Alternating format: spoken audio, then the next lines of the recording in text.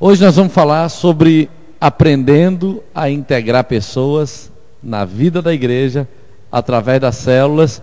E eu ainda poderia colocar assim, aprendendo com Barnabé, porque Barnabé é o cara, né? Quem conhece Barnabé? Não é aquele Barnabé de antigamente, não, aquele que contava piada. Não, aquele não era Barnabé não, né? Aquele era também, né? Não é aquele não, é o Barnabé da Bíblia. O Barnabé da Bíblia, eu acho que você conhecia ele, né? Você conhecia o Barnabé? Do jeito que ela riu ali. Ela conhecia o Barnabé. Barnabé é uma pessoa impressionante, a maneira como ele conduziu a certas pessoas a vida da igreja, faz com que a gente realmente seja desafiado a aprender com ele. Aqui do lado direito está a leitura semanal, né? Que você pode ir acompanhando. Se você está fazendo outro programa de leitura, não tem problema, pode fazer. Mas para quem não tem nenhum, esse aqui é o modelo que a gente está sugerindo. Bom, o pastor Eibe, que é um homem assim que tem um resultado muito grande na questão da igreja em células, do discipulado, de integrar pessoas. Tanto é que em Santarém, a notícia que a gente tem é que eles pegaram uma igreja com 50 e poucas pessoas há uns anos atrás, e hoje ela tem mais de 50 mil pessoas. Então, ele é um modelo, né, de líder que sabe integrar pessoas na vida da igreja. Esse pastor Eibe falou um negócio que eu fiz questão de anotar aqui. E outras coisas que estão aqui são trechos de fala dele que a gente vai juntando, vai ouvindo, vai aprendendo. A gente tem que ser honesto e citar a fonte. Mas aquilo que dá para a gente citar, a gente cita, né? E aí eu escrevi isso aqui, transcrevi isso aqui de uma apostila dele, que é assim: se a igreja local prega a palavra de Deus na unção do Espírito Santo, é mais importante integrar alguém na vida da igreja do que levá-lo a fazer uma decisão. Sabe por quê? Se ela somente fizer uma decisão, nós não sabemos se ela realmente teve revelação do novo nascimento. Além do mais, é bem provável que nunca mais veremos aquela pessoa. Por outro lado, se ela realmente for integrada na vida da igreja, ela não vai querer sair da igreja. Ela vai ficar voltando uma vez, 2 vezes, 10 vezes, né? Ela vai ficar voltando. Aí, mesmo quem não fez decisão ainda, mais cedo ou mais tarde, ela fará uma decisão e ela terá a revelação do novo nascimento. Por quê? Porque ela vai se expor continuamente à pregação da palavra de Deus e à unção do Espírito Santo. A ideia que o pastor Eibe quer transmitir para nós é exatamente a de fazer a pessoa gostar da igreja primeiro, antes de tomar a decisão. É claro que se ela puder tomar a decisão no primeiro dia, é melhor, sem dúvida nenhuma. Mas se ela não tomar a decisão, mas também não tomar raiva da igreja, é bom também, concorda comigo? Porque essa pessoa vem à igreja uma vez, a primeira vez que ela vem na igreja, ela tem uma impressão tão negativa da igreja que ela não volta nunca mais. Isso não acontece? Acontece. Então a ideia é o seguinte: olha, vamos cuidar para que essa pessoa fique com saudade da igreja, saia com saudade, saia não querendo sair, igual tem acontecido algumas vezes aqui, da gente ter que apagar as luzes e falar: ó, gente, acabou, agora pode ir embora para casa, semana que vem tem mais, né? Porque tem uns que não querem ir embora mais da igreja. Mas só que às vezes a gente fica afoito para a pessoa tomar a decisão logo, e aí a pessoa toma raiva em vez de tomar a decisão. Tem uma pessoa aqui na igreja que ela está reunindo conosco tem seguramente uns 2 anos. E um dia eu perguntei para ele se ele tinha aceitado Jesus, porque eu fiquei em dúvida se ele tinha ou não aceitado Jesus. E ele já fez tudo que faz na igreja, já fez encontro, já fez muitas coisas. E aí eu sentei com ele e perguntei: e aí, você já aceitou Jesus? Você se considera um evangélico? Ele falou: não, ainda não. Mas por que você está aqui então? Não, eu gosto de estar aqui. Eu gosto, é muito bom, é isso que eu quero para mim, para minha família e tal. Mas eu ainda não tomei uma decisão. Você quer tomar uma decisão agora? Não, por enquanto ainda não. Eu acho que eu não estou preparado ainda, mas eu quero continuar na igreja. E foi continuando. Aí passou uns 6 meses, eu perguntei de novo: e aí agora, você já se considera evangélico? Não, ainda não. Quer tomar uma decisão? Por enquanto não. Mas eu gosto da igreja, eu já me considero daqui e tal. Mas ele não tinha tido a revelação do novo nascimento. E querendo ou não, a Bíblia diz que ninguém diz Senhor se não for pelo Espírito. Então assim, por mais que o cara fale, não, eu quero Jesus, mas ele pode querer só de boca. Agora, ele só realmente nasce de novo quando alguma coisa por parte do Espírito Santo acontece lá dentro dele. Então esses dias eu estive conversando com essa pessoa e perguntei para ele: e aí, você já se considera evangélico? Ele falou: não. Quer aceitar Jesus? Ele falou: quero. Aceitou Jesus. Agora, eu creio que agora as coisas vão mudar daqui para frente. Creio que agora ele já experimentou o novo nascimento, as coisas vão tomar outra dimensão daqui para frente. Mas ele teve tempo. E é interessante que nesse período que ele está aqui, de uns 2 anos, ele é muito assíduo na igreja. Ele vem quase todos os cultos, participa de todas as programações possíveis que você possa imaginar. Você olhando assim externamente, ele é um evangélico. Por que ele conseguiu fazer parte integral da igreja? Sabe por quê? Porque ele foi integrado na igreja antes de tomar a decisão. Então é uma coisa que pode acontecer. E a gente tem que ter essa sensibilidade de saber que o nosso papel não é fazer ninguém nascer de novo, não é salvar ninguém. O nosso papel é ser agradável com Ele, porque quem vai fazer ele nascer de novo é o Espírito Santo, não é verdade?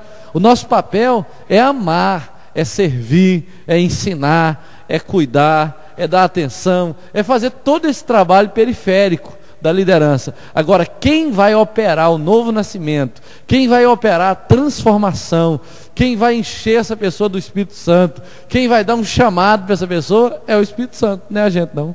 É Jesus, é o Pai. Isso é um papel da parte de lá do céu.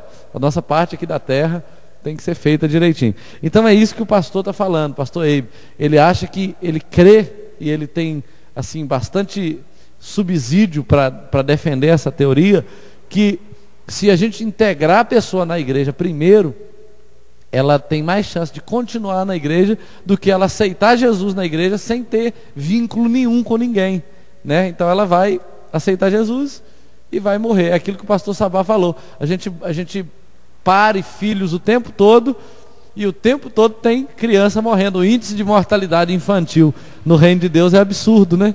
As pessoas se convertem e morrem, convertem e morrem, convertem e morrem. E tem uma estatística da Isto É que saiu, não da Isto É, saiu na Isto É, uma estatística, é uma pesquisa que foi feita recentemente, que o número de pessoas que estão sem igreja, que já entraram na igreja, que já se converteram, que já aceitaram Jesus, mas que hoje estão fora da igreja, é igual ou um pouquinho maior do que o número de evangélicos atual hoje do Brasil. Isso é absurdo. Por quê? Porque essas pessoas não foram integradas. Porque elas brigaram com o irmão da igreja e acabaram indo embora. Elas precisaram de uma atenção e não tiveram. Elas passaram por um irmão na rua e o irmão não cumprimentou, não deu atenção. Alguma coisa aconteceu, ou então o diabo investiu na vida delas e não teve ninguém para dar um socorro, dar uma atenção. E aí essa pessoa, por alguma razão, está lá fora no mundo. E talvez muitas delas não estão considerando a possibilidade de continuar lá, só que até agora ninguém foi lá buscá-las. Eu, por exemplo, lá em Juiz de Fora, já encontrei várias pessoas que estavam sem igreja e que estão felicíssimas por pertencerem à Comunidade Batista da Paz. Estava lá em Juiz de Fora essa igreja. Agora eu estou com 3 famílias, 3, e é ok, né? 3 famílias que um amigo meu trabalha lá na Petrobras, e ele fala comigo direto por telefone. Ele conheceu essas famílias lá, porque os maridos trabalham lá com ele, só que são de Juiz de Fora. E aí ele fica lá ligando para mim, colocando eles para conversar comigo e tal. E agora eu estou com 3 visitas agendadas essa semana lá em Juiz de Fora, para conhecer essas famílias, porque eles também estão sem igrejas e querem fazer parte da Comunidade Batista da Paz. Então olha que coisa curiosa, as pessoas, elas não estão com raiva de Deus, muitas delas, elas não estão com ódio da igreja, muitas delas não estão, só que alguém tem que ir lá integrá-las. E aí, isso eu me refiro aos que já têm algum contato com a igreja, mas tem muitos outros que nunca pisaram na igreja, têm uma ideia completamente errada de crente, completamente errada. Eu mesmo, quando faço casamento aí em muitos lugares, hoje eu tenho feito menos, mas eu já fiz casamento em tudo que é lugar que você possa imaginar, e aí eu chego lá, todo mundo espera um casamento assim esquisito, porque é um pastor que vai falar. Aí antes acontecia isso mais, aí eu chegava, primeiro choque: cadê o pastor? Aí eu falo: sou eu. Você é o pastor? A cara de menino que eu tinha, né, há pouco tempo atrás. Então eu já não acreditava, já assustava de cara com o pastor. E aí, quando começava o casamento, eles percebiam que é uma coisa assim, muito diferente do que eles estão acostumados. Aí no final eles ficavam com a impressão muito boa da igreja, das músicas, da palavra, de tudo que eles viram. E muitos falavam: ó, vou visitar a igreja, viu? Onde é a sua igreja? Como é que eu chego lá? Que dia que tem culto? Né? Porque a impressão que eles tiveram foi boa. Então só precisa ser integrado. Muita gente mudaria completamente de opinião se tivesse a oportunidade um dia de entrar num culto e assistir uma reunião, de ficar junto com você numa célula. Então o que a gente tem que fazer realmente é dar essa oportunidade a essas pessoas. Estão entendendo? Eu tenho ficado preocupado com uma coisa. Acredita-se que as pessoas retêm 35% do que escutam, né? Essa teoria, esse dado é preocupante. 50% do que veem e 90% do que escutam, veem e fazem. Então eu vou ter que arrumar alguma coisa para você fazer aqui, porque senão você não vai aprender muito, né? Não vai reter muito. E eu tenho que melhorar a dinâmica desse Tadel, né? Amém? Vocês estão escutando direitinho o que eu estou falando? Está dando para entender direitinho? Espero que aqui em Viçosa o percentual seja maior de retenção. Por isso, cada líder com sua equipe deverá ter o cuidado de conduzir a célula na direção certa. Ele saberá que a célula serve de uma ponte de integração para dentro da igreja local. Isso é um conceito interessante. A célula é uma ponte de integração para dentro da igreja local. O cara vai à célula e o que chama a atenção dele? Vou te falar de cara. Na maioria das vezes o que chama a atenção dele não é a palavra. Na maioria das vezes. Na maioria das vezes. Às vezes o cara está muito mal e a palavra serve para ele. Mas você perguntar ele daí 2, 3 dias, ele já não lembra o que foi falado. Mas ele vai lembrar do abraço que recebeu. Ele vai lembrar da comida que ele comeu lá, do lanche que ele comeu. Ele vai lembrar da atenção que ele teve, da oportunidade que ele teve de falar, do que ele ouviu de um e de outro e tal. Isso vai lembrar. Então é uma ponte, literalmente uma ponte que integra, que traz a pessoa para dentro da igreja. E aí ela não vai querer sair da igreja. Não, eu estou lá em cima, né, de novo. A pessoa não será tratada como um mero número na igreja, porque ela conhecerá intimamente as pessoas da célula. Sim, ela não se sentirá como um peixe fora d'água, e sim como parte integral da igreja. Isso é uma coisa que a gente tem experimentado e não há nem que questionar, né? A pessoa dentro da célula, ela cria vínculos, cria amizade, sente falta dessa amizade, e ela então vai querer voltar na semana seguinte, na outra semana. E se ela não voltar, ela acaba recebendo um telefonema, uma mensagem, um abraço. Por exemplo, tem uma pessoa que começou a ir na célula, foi na rede de homens, e aí a gente pegou os telefones de todo mundo e pegamos o telefone dessa pessoa também, que não era da nossa igreja, não era daqui. E o Robson manda mensagem para muita gente, né? Todo mundo recebe mensagem do pastor Robson. E aí essa pessoa falou assim: quem é esse tal de Robson? Falou com o Flávio.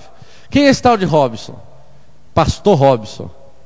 Aí vai um pastor lá da igreja. Não, é porque ele me manda umas mensagens bonitas todo dia, não sei o que, toda semana e tal. E ele ficou gostando da mensagem. Ele falou assim: olha, eu vou começar a ir para aquela igreja, para a igreja de vocês. E aí ele falou outros motivos lá, mas um dos motivos que chamou a atenção dele é a mensagem que ele recebeu. Então, às vezes você até recebe mensagem no seu celular, mas a mensagem é assim: olha, sua conta telefônica venceu, pague em dia para não incorrer, né? Ou então outras mensagens que você recebe, né? Como é que é? Tem umas mensagens que eu recebi assim: nenhuma mensagem relacionada com o assunto no momento. Já recebi muita mensagem assim. E eu falei, mas qual o assunto exatamente? Né? Ou então eu recebi a mensagem assim: diz que 0*400, parece, ou um número qualquer lá. E era um negócio lá de namoro, né? Esses programinhas de namoro que tem pelo celular. E aí mandaram a mensagem para mim, para eu discar esse número para encontrar uma pessoa para mim. Aí eu falei, além de eu não estar procurando ninguém para mim, eu não vou pagar para fazer isso, né? Mas você recebe mensagem desse tipo. Agora, uma mensagem dizendo que Deus tem um propósito na sua vida, que Deus te ama e não sei o que e tal, essas mensagens você só recebe no reino de Deus. E a igreja em célula se preocupa com isso, porque viu a pessoa, sentiu saudade da pessoa, viu que a pessoa não está presente, aí manda mensagem. E outras coisas mais. Nós estamos preparando aqui um programa na secretaria da igreja, onde a gente vai disparar mensagens informando das reuniões, mas também vamos disparar mensagens assim, de edificação, abençoando pessoas. Todos os telefones que a gente tiver, a gente vai sempre fazer isso para abençoar os irmãos em nome de Jesus. Então, queridos, resumindo tudo isso que eu falei aqui, a essência da atividade da célula em primeiro lugar, temos que compreender que o mais importante é integrar alguém na igreja local. Então a célula se serve desse papel, de criar vínculo com a pessoa lá dentro de casa, para que ela chegue aqui e se sinta em casa. Porque quando ela chega aqui, meu amigo está ali, meu colega está ali, não sei quem está ali e tal, ela fica à vontade, porque ela não está num lugar desconhecido, né? Outra coisa, o segredo de integrar alguém na igreja local é cultivar um relacionamento de amizade profunda. E é outra coisa que acontece. Por exemplo, na célula do Reinaldo, e eu acho que junta mais de uma célula, se eu não me engano, toda quarta-feira tem o futebol, não é isso? E aí tem gente que não vai à célula, não vem à igreja, mas por causa da amizade que tem um com o outro e tal, às vezes é um amigo do amigo, já está indo para o futebol. Do futebol vai acabar indo para a célula, né? Talvez já tem uns que já até foram para a célula. E aí, quando chega na quarta-feira, o cara lembra, tem saudade, ele quer fazer parte. Mas quem não joga bola acaba saindo para uma caminhada e chama a pessoa, vai fazer um churrasco e chama a pessoa, vai fazer um bolo e chama a pessoa, vai fazer alguma coisa qualquer e a pessoa está junto ali. E aí acaba criando um vínculo interessante, né? Outra coisa que a gente percebe na célula é que o segredo de cultivar essa amizade profunda é através dos eventos sociais, oficiais e extraoficiais realizados pelos irmãos da célula. Nós temos vários modelos de eventos sociais e extrasociais, eventos sociais que são extraoficiais e oficiais. Por exemplo, a rede de homens é um evento oficial da igreja. Rede de mulheres, e aí as outras redes que vão ter, de adolescente, criança, empresários, qualquer rede que possa ter, são eventos oficiais da igreja. E aí, claro, é para chamar pessoas, amigos, porque você não vai chamar o cara, vamos para a igreja, você chama ele, vamos para o churrasco da rede de homens, ou vamos para o churrasco da rede de mulheres, vamos para o futebol não sei de onde, fazer não sei o quê. E aí, mas tem outros eventos, por exemplo, a célula do pastor Robson está organizando um evento de colheita, né? Eu nem sei se está com esse nome, de evento de colheita, mas ainda que esteja, o ímpio não vai saber o que é um evento de colheita. Então ele vai ser chamado para um coquetel, vai ser chamado para um evento qualquer lá, no buffet Panorama, né, que vai ser essa semana, sexta-feira. E aí a pessoa vai chegar lá e ela vai participar de uma reunião legal e vai acabar aceitando Jesus com toda certeza, com toda certeza. Então são eventos oficiais, mas tem os eventos extraoficiais, que vou almoçar na casa do fulano tal, vou chamar um amigo. Igual o pessoal lá em Juiz de Fora, está fazendo um aniversário de uma pessoa, eles pediram já com antecedência, e eu resolvi atender. Vai fazer um aniversário de uma filha. E nesse aniversário, eles vão chamar os amigos, os parentes, algumas pessoas assim que não estão indo à igreja, e vão me chamar para eu estar junto lá, para a gente poder criar um vínculo, fazer uma oração, dar uma palavra, dar uma direção, e quem sabe na sexta-feira eles estarão lá na reunião conosco.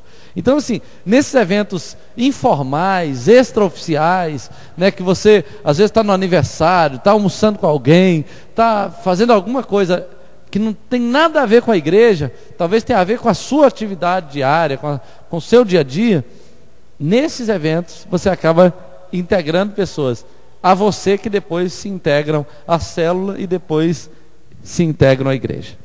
Mas aí nós vamos ver isso de forma mais prática. Veja bem, existe um homem na Bíblia chamado Barnabé. Barnabé é uma pessoa assim que nos serve de modelo no que diz respeito a essa questão da integração. O nome Barnabé, você vai ver o que significa logo em seguida. Abra comigo aí em Atos capítulo 4, versículo 36.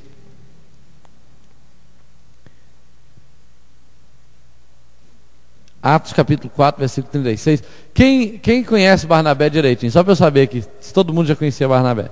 Amém. Muita gente conhecia Barnabé. Barnabé é um exemplo poderoso dessa visão de integração na igreja. O pastor Eibe escreveu um livro chamado Fator Barnabé, e ele chama de Fator Barnabé por causa da maneira como esse Barnabé integrava pessoas, discipulava, cuidava de pessoas. Olha só, o versículo 36 e 37 diz assim: José, a quem os apóstolos deram o sobrenome de Barnabé, que quer dizer filho de exortação, levita, natural de Chipre, como tivesse um campo, vendendo-o, trouxe o preço e o depositou aos pés dos apóstolos. Barnabé, quem é esse homem? Começando com o nome dele, a palavra bar, essa abreviação bar no grego significa filho. É por isso que você vai ver Bartimeu, Bartolomeu. Esse nome sempre significa, a raiz dessa palavra é filho, significa filho. Então, Barnabé significa filho, paráclesis, que é o mesmo termo usado para o Espírito Santo, parácletos. E a ideia de parácletos é consolação. Algumas traduções deram o nome de exortação, que na verdade tem um sentido muito próximo, exortação e consolação.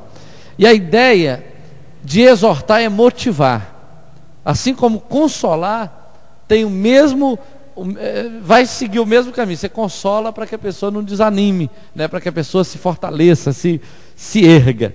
E aí, ele é chamado de filho da consolação, ou filho da exortação. Então Barnabé é chamado de um consolador, um encorajador, de acordo com as notas da Bíblia anotada. Encorajador, um motivador, um cara cheio de ânimo, de entusiasmo. Então vamos ver algumas coisas sobre ele. A primeira coisa é que Barnabé, ele serve para nós como um modelo, como um exemplo de liberalidade. Olha só, o texto fala o seguinte: como se tivesse um campo, vendendo-o, trouxe o preço e o depositou aos pés dos apóstolos. Aqui nós começamos a aprender um modelo de liderança que a gente pode extrair da vida de Barnabé e colocar na nossa. Líderes precisam ser pessoas liberais. Liberais não como no sentido pejorativo da palavra, mas liberais no dar, no servir, no compartilhar, no investir no reino de Deus e na vida das pessoas. Olha só o que Barnabé fez.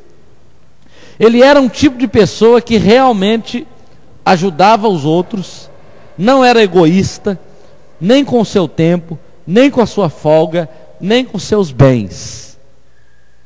Isso é uma coisa interessante, porque às vezes o líder tem uma folguinha e ele fala: agora não quero saber de mais ninguém, agora eu quero me desligar de todo mundo. Você sabe que costuma ser justamente na hora que você disse que ia tirar uma folguinha, é que o discípulo bate na porta, toque, toque, toque, toque, toque. Sabia disso? Eu já cansei de viver isso. Às vezes eu falo assim: hoje eu vou acordar 4 horas da manhã, 3 horas da manhã para orar. Aí deito 10 horas da noite, 10h30. Aí quando dá 11h30, alguém me liga. Trrr, telefone toca. Aí eu vou lá, pego o telefone. Alô. Tá dormindo, pastor? Não, tô acordado. Isso acontece. Não tem problema nenhum acontecer isso. Mas entenda o seguinte: o que a gente vai fazer? A gente atende toda hora? Nem sempre dá para atender. Tem vezes que você não dá conta de atender. Tem vezes que você está cansado, tem vezes que não tem jeito mesmo. Mas a grande questão é o seguinte: nessas horas, às vezes são as horas que você vai produzir o melhor fruto, sabia? Parece que é até um teste. Já aconteceu às vezes, você está indo depressa, aí você encontra o irmão no meio do caminho, né? Aí você não podia parar. Mas se você às vezes não para, não dá uma atenção, não dá um abraço, você nega a sua liderança naquele momento ali, às vezes você vai levar um tempo para você conquistar aquele irmão de novo. A Bíblia fala que o irmão ofendido é mais difícil de ser conquistado do que uma cidade murada. A Bíblia fala isso. Então Barnabé, ele era aquela pessoa que não tinha preocupação nem com o tempo dele, nem com a folga dele, nem com as posses dele. Quando ele podia abrir o coração, abrir o cofre, abrir a agenda dele para abençoar alguém, ele fazia com alegria, com liberalidade. E isso é um modelo de líder, amém? Isso é um modelo tremendo de líder, porque aí você vai ver os benefícios, os resultados que esse homem teve, porque ele tinha um coração aberto, ele tinha um coração disposto. Outra coisa, outro exemplo interessante de Barnabé: ele era um homem abnegado. O que é isso? Pronto para renunciar o que é seu por direito para ajudar o reino de Deus. Olha só de novo o texto: como se tivesse um campo, vendendo-o, trouxe o preço e o depositou aos pés dos apóstolos. Barnabé, ele tinha uma fazenda, um sítio de algum valor. A Bíblia não fala se era muito caro, se era muito barato, mas era o que ele tinha. E ele vendeu, pegou o valor e depositou aos pés dos apóstolos. Você vai perceber uma coisa interessante.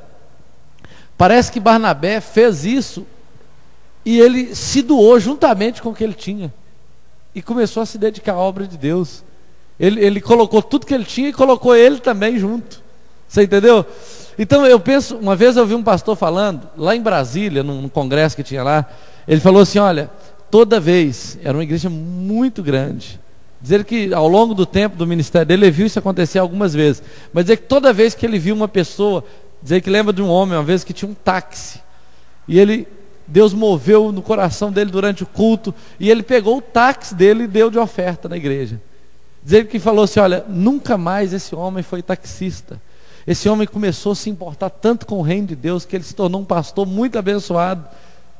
Entendeu? Por quê? Porque uma pessoa que chega a fazer uma coisa dessa, que chega a doar alguma coisa que garantiria o sustento dele, ou uma pessoa que está num emprego ótimo e de repente a pessoa resolveu cismou. Não estou falando que isso é uma direção que a igreja dá para a pessoa. Deus move cada um do jeito que quer. Às vezes a pessoa acabou de passar num concurso para ganhar tantos mil-reais, daí a pouco o cara está lá, está bem, está desfrutando do melhor, de repente ele larga o emprego e fala: não, eu vou me dedicar à obra de Deus. Pastor, isso não existe, isso não acontece, ninguém faz isso. Eu te garanto que existem empresários que largam tudo por causa de Deus. Tem um empresário lá na Argentina chamado Carlos Anacondia, um homem impressionante, um homem que levou cerca de 8 milhões de pessoas a Cristo ao longo do ministério dele, um homem cheio da glória de Deus, da unção de Deus.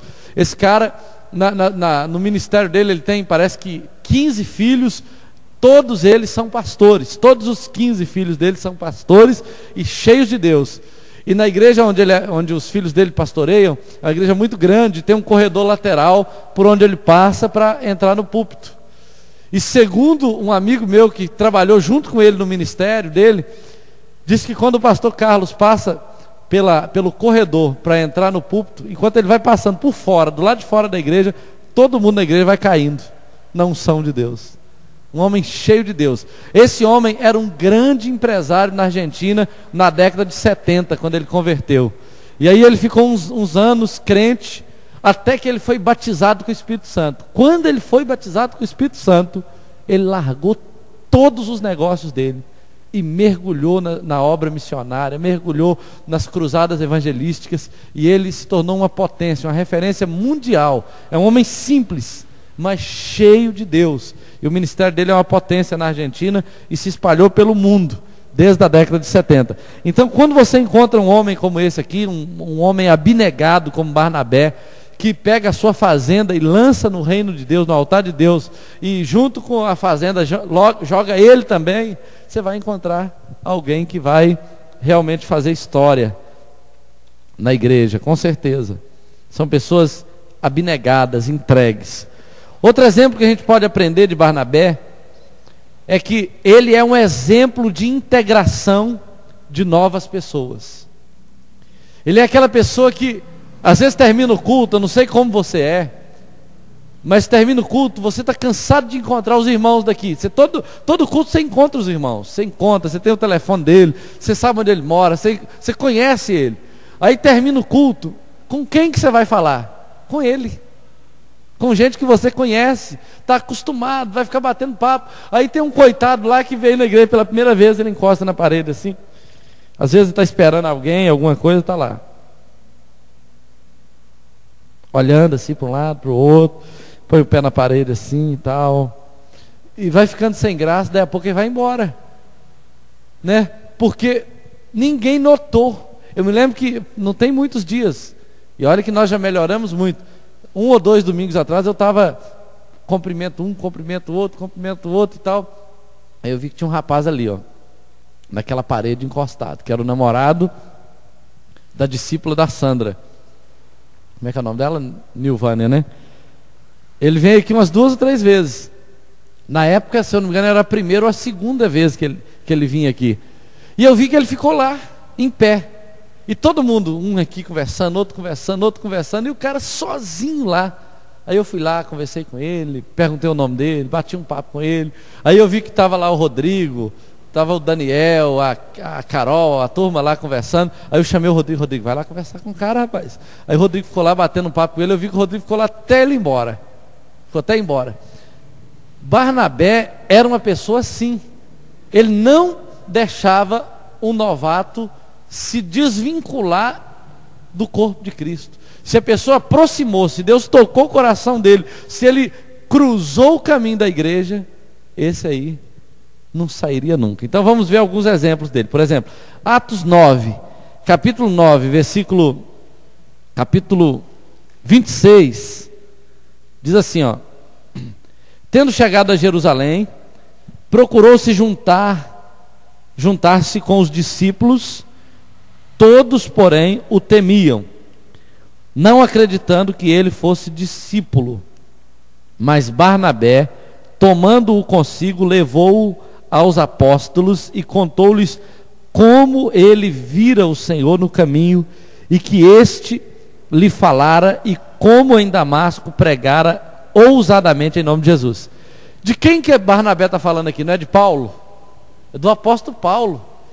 Quem é o apóstolo Paulo? Queridos, o apóstolo Paulo é o maior apóstolo. É o maior apóstolo. Aí você vai falar, pastor, mas a sombra de Pedro curava.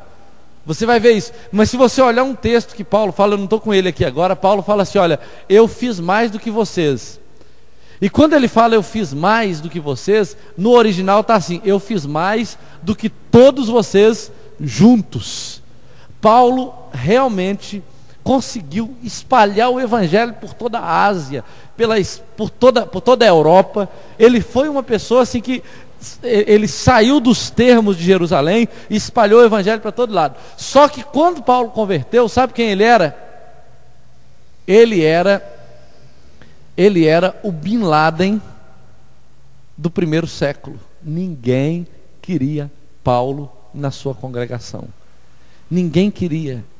Ele era uma pessoa assim queimada. Ele matava crentes, ele era cruel, ele era perigoso. Eles pensavam que Paulo podia ser um satanista infiltrado, podia ser alguém que não era bem-vindo na igreja. E aí, o que Barnabé fez?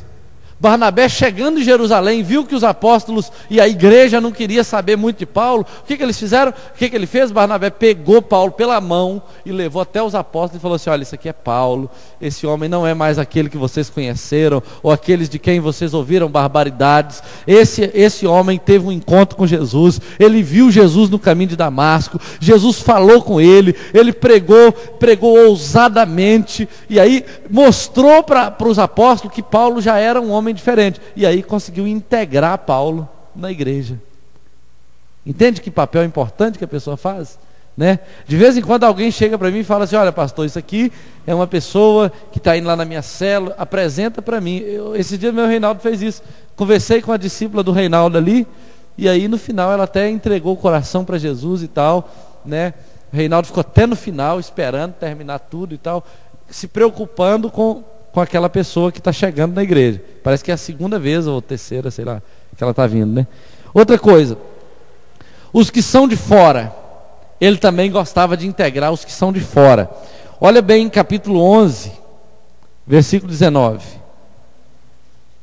Capítulo 19 a 24, que diz assim: então os que foram dispersos por causa da tribulação que sobreveio a Estevão, se espalharam até a Fenícia, Chipre, Antioquia, não anunciando a ninguém a palavra, senão somente aos judeus. Alguns deles, porém, que eram de Chipre e de Cirene, e que foram até Antioquia, falavam também aos gregos, anunciando-lhes o evangelho do Senhor Jesus. A mão do Senhor estava com eles, e muitos crendo se converteram ao Senhor. A notícia a respeito deles chegou aos ouvidos da igreja que estava em Jerusalém, e enviaram quem? Fala para mim, quem? Tá fraco, hein? Quem? Até Antioquia. Tendo ele chegado e vendo a graça de Deus, alegrou-se e exortava a todos que com firmeza de coração permanecessem no Senhor. Ele era quem? Barnabé era filho da... Todo mundo cansado. Barnabé era filho da consolação, da exortação. E aí Barnabé foi chamado porque muitos estavam crendo em Antioquia. Muitos estavam crendo. A igreja cresceu rapidamente. Eles precisavam de alguém para integrar as pessoas na igreja, para cuidar, para motivar essas pessoas. A igreja tinha 12 apóstolos com Paulo, queridos. E quem eles chamaram? Barnabé. O cara tinha esse chamado, ele tinha essa paixão. Ele era filho da exortação, e o texto diz que ele exortava. Ele era filho da consolação, ele era um motivador de novos crentes. E quando chamaram ele para Antioquia, o que ele fez? Ele ficou lá motivando: ó, cara, agora aí que você aceitou Jesus, olha, fica firme, cara, vamos para o Tadel, vamos para a célula, olha, qualquer coisa liga para mim, liga para a Donai também, liga não sei para quem e tal, consolando a pessoa, motivando a pessoa a não deixar Jesus. Era esse o papel dele. Isso é um papel assim importantíssimo na igreja, que todos nós podemos ter, mas Barnabé, ele se destacou nesse papel. E aí eu não digo que ele se destacou porque esse era o ministério dele, e ninguém mais na igreja, em todos os tempos, não tem mais esse ministério. Esse é um modelo de ministério que a gente pode receber para a nossa vida, para a nossa liderança. Outro exemplo, irmãos afastados ou problemáticos, ele também gostava de integrar. Esse aqui é mais complicado, né? Olha só, Atos capítulo 11, 25 e 26, vamos ver. E partiu Barnabé para Tarso à procura de Saulo.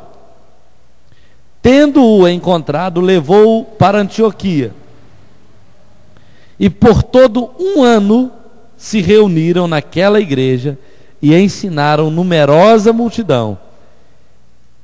Em Antioquia foram os discípulos pela primeira vez chamados de cristãos.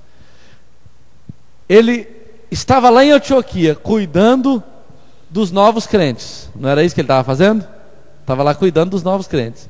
E Paulo não estava, mesmo ele tendo sido levado para a igreja e sido integrado junto com os apóstolos, ele ainda não tinha um clima com os apóstolos. Os apóstolos ainda não gostavam muito dele. E Paulo não ficou, Paulo saiu pregando. E Paulo não era aquele tipo que ficava parado, ele queria continuar pregando.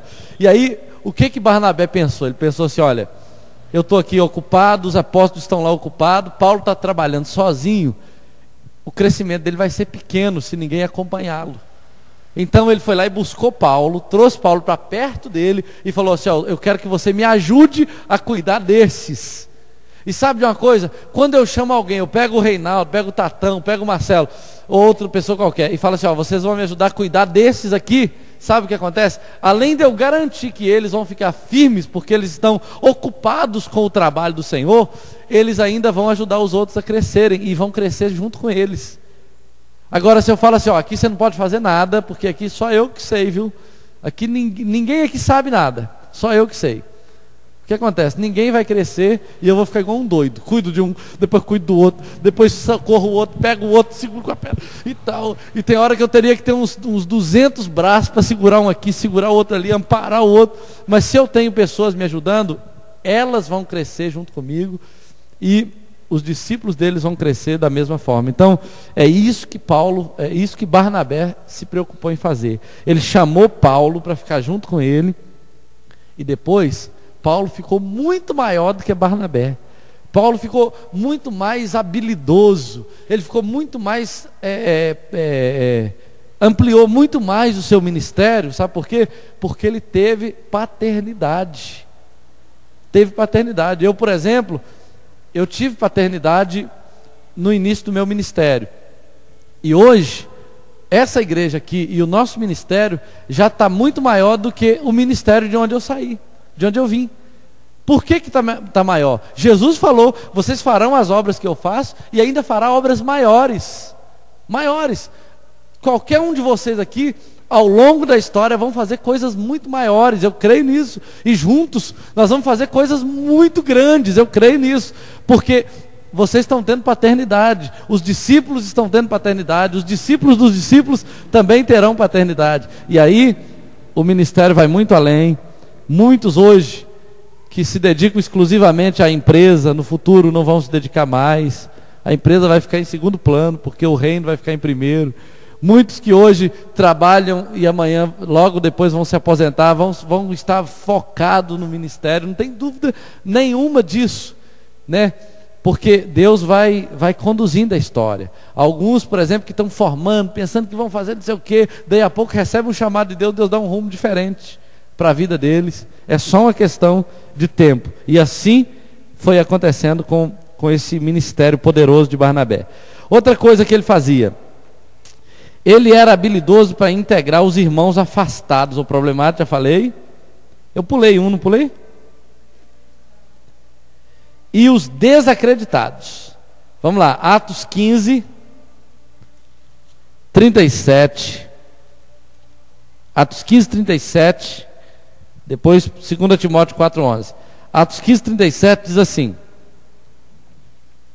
e Barnabé queria levar também a João, chamado Marcos, mas Paulo não achava justo levarem aquele que se afastara desde a Panfilha, não os acompanhando no trabalho.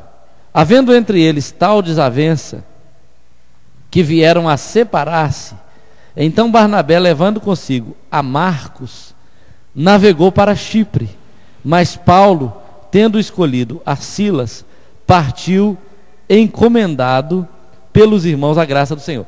Olha só, Barnabé e Paulo não andavam juntos o tempo todo, não estavam juntos porque Barnabé cuidava de Paulo.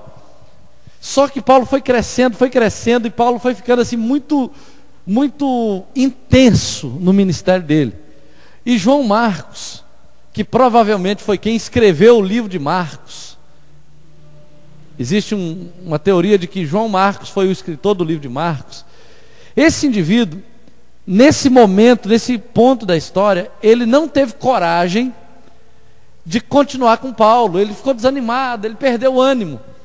E aí Barnabé falou assim: olha, vamos embora, vamos levar Marcos com a gente. Ele mudou, agora ele está animado. E aí Paulo: não, se Marcos for, não vai ter essa viagem. Você vai para um lado, eu vou para outro. Paulo era radical, né? Ele era um baixinho, careca e radical. E aí Barnabé falou: não, rapaz, vamos levar. Barnabé era da consolação. Por que deixar Marcos para trás? Vamos levar com a gente. Não, Marcos não vai com ninguém, conosco. Não, vamos levar ele sim. E aí eles discutiram. Não foi uma discussão carnal, de ficar um com raiva do outro. Mas eles discutiram dentro da visão. E Paulo não queria Marcos na equipe, e Barnabé queria. Sabe por que Barnabé queria? Porque Barnabé não abria mão de ninguém. De ninguém. Ele falava: olha, tem que ir, ele vai conosco. E aí Paulo falava: não vai. Barnabé não vai comigo, Marcos não vai comigo. E aí Barnabé foi, de acordo com esse texto aqui, Barnabé, eles se afastaram desde a Panfilha, houve discussão. Então Barnabé, levando consigo Marcos, navegou para Chipre, mas Paulo, tendo escolhido a Silas, partiu encomendado pelos irmãos a graça do Senhor. Então Paulo foi para uma direção e Barnabé foi para Chipre.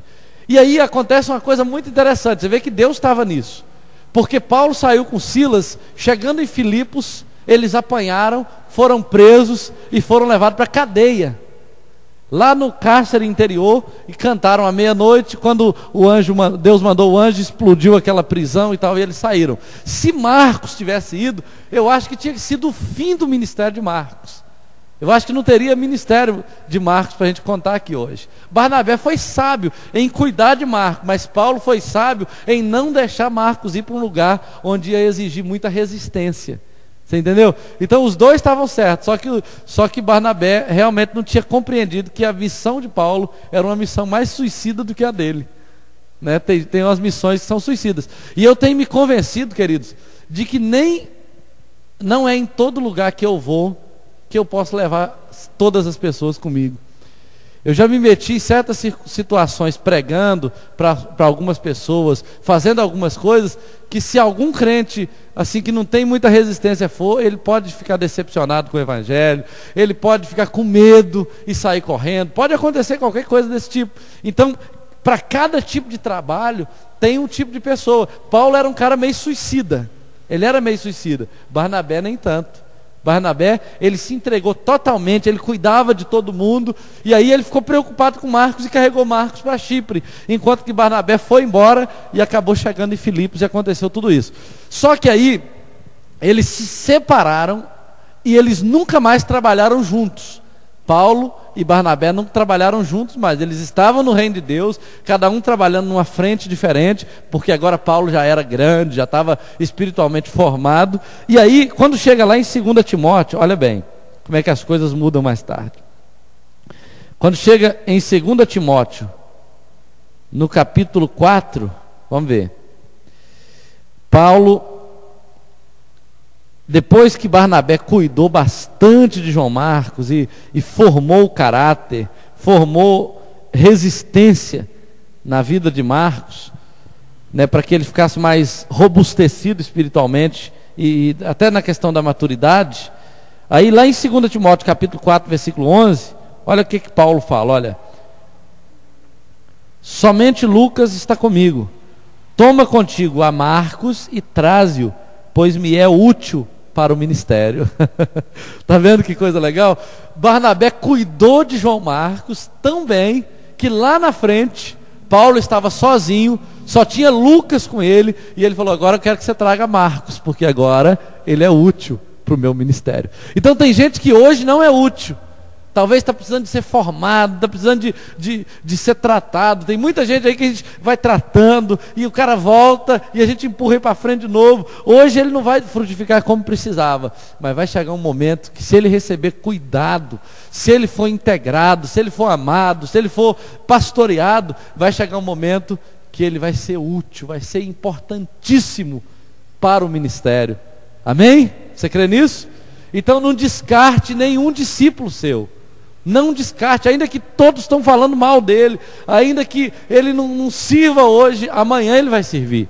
Vai ter o tempo dele. E aí a gente precisa desse Barnabé, desse espírito de Barnabé, desse perfil de Barnabé na liderança de cada um aqui.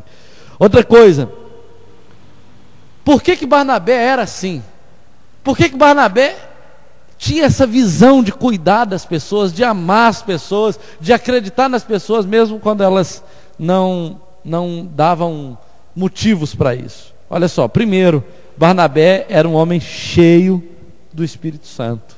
Primeira coisa, só se eu for cheio do Espírito Santo que eu vou me importar com as pessoas, porque se eu não for, eu vou me importar comigo. Se eu não for cheio do Espírito Santo, eu vou me importar com quem? Eu vou me importar comigo, com os meus problemas, com as minhas coisas. Eu não estou nem aí para ninguém, eu estou aí para mim, eu não estou dando conta nem de mim, eu vou me importar com os outros, não é isso? Mas quando eu sou cheio do Espírito Santo, eu costumo esquecer do meu problema para cuidar do problema do outro.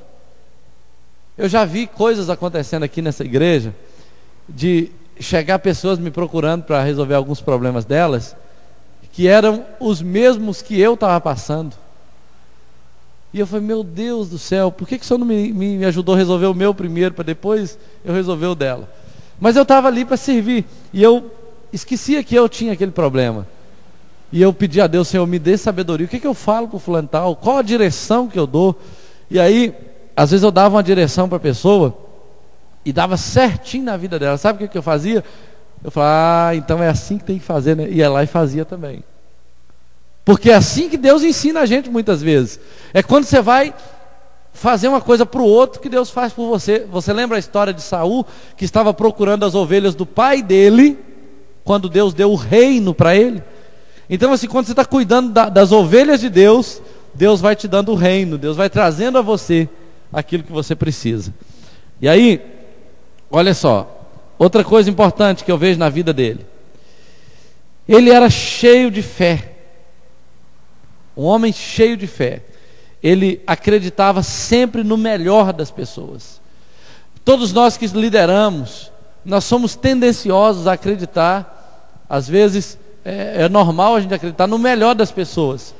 Mas às vezes, no dia a dia, quando você está lidando só com os problemas, às vezes você pensa que aquela pessoa não vai dar fruto, não vai dar resultado, não compensa investir nessa pessoa.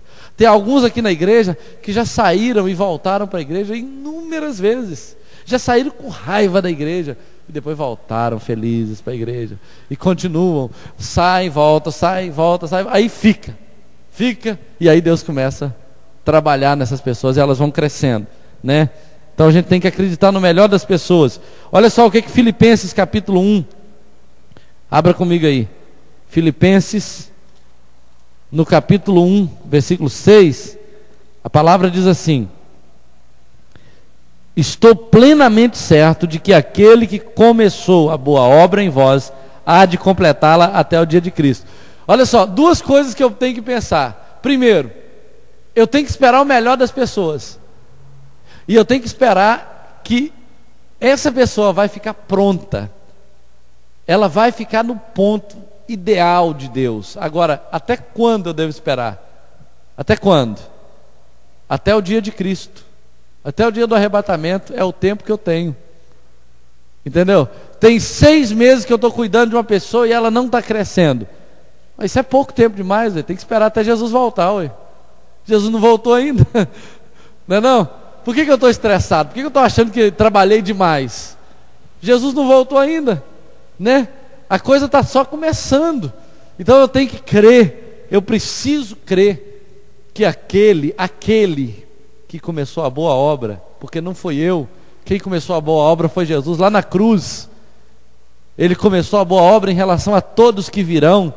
todos que vamos alcançar, Ele é poderoso para completá-la. Por exemplo, se eu não estiver dando conta de cuidar de alguém, eu falo: Senhor, o Senhor começou a boa obra, o Senhor é poderoso para completar. Senhor, toca essa pessoa, abre o coração, abre a mente, abre o entendimento dela, porque o Senhor é poderoso para completar. Eu não dou conta, mas o Senhor dá. Eu não sei o que fazer, mas o Senhor sabe. Eu não posso, mas o Senhor pode. Amém? É um desafio que a gente tem no nosso coração. E aí, olha só o que Romanos 15, 14 fala. Romanos 15, 14 é uma palavra também que nos anima. Romanos capítulo 15, 14, que diz assim: olha, estou certo, meus irmãos, sim, eu mesmo a vosso respeito, de que estáis possuídos de bondade, cheios de todo conhecimento, aptos para vos admoestardes uns aos outros. Olha o que Paulo fala com os irmãos de Roma: estou certo, eu estou certo, irmãos. Sim, eu mesmo, é eu mesmo que estou falando, porque Paulo ele confrontava tanto, que quando ele falava um negócio desse, ele falava: sou eu mesmo que estou falando, não é outro não. Eu estou certo, a vosso respeito, de que estáis possuídos de bondade, cheios de todo conhecimento, aptos para vos admoestardes uns aos outros. Olha que palavra boa.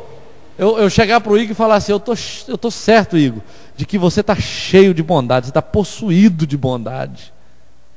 Ele fala: não, pastor, não estou tão, não, você está possuído de bondade. E o cara vai acabar crendo nisso, ele vai receber isso para a vida dele. Agora se eu falar assim: Igor, você tá ruim, cara, só tem pensamento ruim na sua mente e tal. Como ele vai melhorar com a palavra dessa, né? Então eu tenho que esperar o melhor das pessoas, eu tenho que crer no melhor das pessoas, porque quem está fazendo a obra nele é Deus, é o Senhor. E se o Senhor está acreditando nele, por que eu não vou acreditar? Né? Deus tem falado isso comigo, com relação a Abraão, por exemplo. Deus falava com Abraão assim: olha, Abraão, você vai ser pai de uma multidão. E eu falei: Senhor, eu sou velho, minha mulher já é velha, tenho um servo aqui na minha casa, quem sabe vai ser ele o meu filho, o meu herdeiro. Aí Deus falava assim: olha, Abraão, não é, o filho que você terá vai nascer de você com a sua mulher. Deus tentava colocar isso na cabeça dele. E sabe o que eu vejo Deus falando com Abraão? Deus falava assim: olha, Abraão, creia em você, porque eu acredito em você já faz tempo, só está faltando você acreditar em você. Então, essa é a visão que Paulo, ou que Barnabé tinha, quando ele olhava para as pessoas e esperava o melhor delas. E aí, nesse ponto C aqui, na verdade é 5, é o 5º ponto, que fala assim: homem bom que atraía as pessoas. Ele era um homem bom. Isso é uma coisa boa. É bom que você seja conhecido como um homem bom, uma mulher boa, uma pessoa que as pessoas gostem. Porque se você for aquela pessoa que: eu não quero ser da célula do fulano tal não gosto do fulano tal não. A não ser que a pessoa tenha uma visão errada de você. Mas seja uma pessoa boa, tão boa, que a pessoa não queira nem sair da sua célula. Para multiplicar, você tem que mandar ela: olha, eu te mando, eu te envio. Tem que ser igual aquela oração: rogai ao Senhor da seara que envie. A palavra é chute no traseiro. No grego é isso, envie. O sentido da palavra é um chute no traseiro. Quer dizer, Deus ele nos cativa de tal maneira, está tão confortável ficar no ambiente onde estamos, que para Deus mandar a gente, ele tem que dar um chute. Vai, pá! Empurra a gente, porque senão a gente não sai do lugar. Não é verdade? Então na célula tem que ser assim: você tem que ser uma pessoa tão boa que as pessoas não querem deixar você. Elas vão deixar porque são obedientes, porque creem na sua visão e porque você está dando uma direção para elas. Isso tem que ser uma marca na sua vida. Barnabé era assim. Então, fazendo visitas, encorajando pessoas. Lá em Atos 11, 23 você vai ver mais um exemplo dele, para a gente terminar. Olha aí, Atos 11, 23, capítulo 11, versículo 23, que diz assim: tendo ele chegado e vendo a graça do Senhor, alegrou-se e exortava a todos a que com firmeza de coração permanecessem no Senhor. Então, era o papel dele. Ele ia ver, ele visitava e motivava as pessoas a permanecer firmes. E aí, lá em Atos 11, 23, que é o mesmo texto que a gente acabou de ler, ele se alegrou. Ele se alegrou quando ele viu a graça do Senhor na vida deles. E essa palavra alegrar-se dá uma ideia de festa. De festa. Não é só chegar para a pessoa e falar: ó, que bom que você está firme até hoje. É provável que eles fizeram uma festa, porque a cultura judaica naquele tempo, inclusive da igreja primitiva, eles reuniam ou para comer, ou para orar, ou para ensinar a palavra. Eles não ficavam assim reunidos sem um propósito ligado a isso. Eles sentavam na casa de alguém para cear. Eles partiam pão todas as vezes que se reuniam. E às vezes a gente acha que a ceia tem que ser feita só na igreja, e a gente pratica isso, mas a igreja primitiva fazia a ceia de casa em casa. Os irmãos sentavam, reuniam, pegavam o pão, pegavam o vinho, né? Hoje a gente usa o suco de uva para ninguém extrapolar, mas pegava lá o vinho, pegava o pão, fazia reunião, pregava, orava, falava em línguas, doutrinava e depois ceavam. Todas as vezes que eles reuniam, eles faziam isso. E aí Barnabé chegou numa dessas reuniões e se alegrou com os irmãos, e viu que realmente Deus estava derramando uma graça especial sobre eles, e aí ele se alegrou junto com aqueles irmãos. Esse é o papel do líder, que tem essa função de integrar as pessoas na vida da igreja através das células. Que você possa aprender com Barnabé, e eu sei que muitos de vocês, todos nós aqui já estamos nessa visão, mas a gente não deixa de aprender um pouco mais com ele, né? Estamos dentro dessa visão, mas que a gente possa ser desafiado por esse homem de dois milênios, né? De 2 milênios atrás, que é um modelo, que é uma referência de integração na igreja através das células.